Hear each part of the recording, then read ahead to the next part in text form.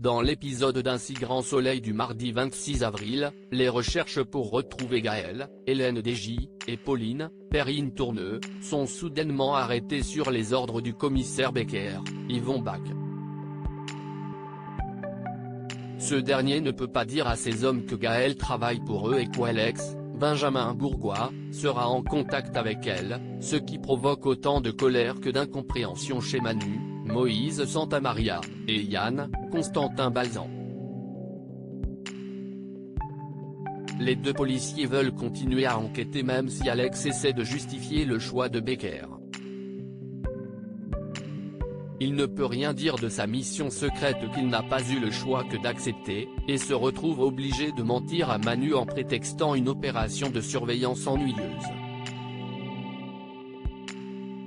Pendant ce temps à la planque, Christophe, Hubert Benhamdine, met Pauline en garde contre l'utilisation des calmants qui pourraient la tuer, tandis que Mathieu ramène un scanner radio à Gaël.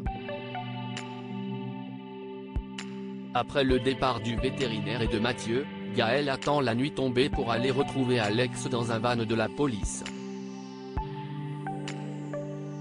Avant qu'elle ait eu le temps de dire quoi que ce soit, Alex lui demande pourquoi elle s'est évadée et surtout pourquoi elle l'a choisi comme liaison. Gaël explique qu'elle ne pouvait plus de la prison, et qu'il est tout simplement la seule personne en qui elle a confiance. Face à ces piques, la fuyarde réplique ensuite qu'elle a peu de temps et qu'il ferait mieux de l'écouter. Après avoir décrit les différentes personnes impliquées dans le coup, Gaël rejoint la planque mais trouve le lit de Pauline vide. Cette dernière est derrière elle, une arme à la main, prête à la mettre en joue. L'autre intrigue de l'épisode du 26 avril d'Un si grand soleil fait revenir Myriam, Pauline Paolini, qui se trouve à la tête de Elle Cosmétiques. Un rapprochement à venir entre Myriam et Marc, pendant son rendez-vous avec M. Marquis, Myriam apprend que l'ancien patron de l'entreprise accordait un plus long délai de traite que celui habituellement utilisé et lorsqu'elle refuse de faire la même chose, son client se vexe et balance une remarque sexiste sans pression.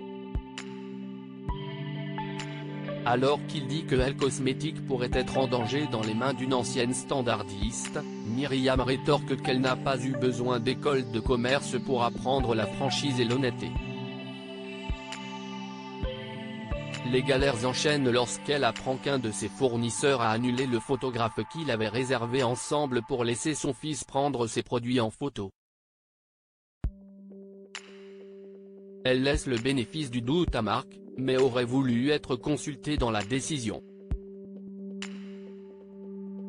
Lorsqu'elle en parle avec Elisabeth Bastide, Christelle Labaude, quelques heures plus tard, cette dernière lui donne évidemment raison.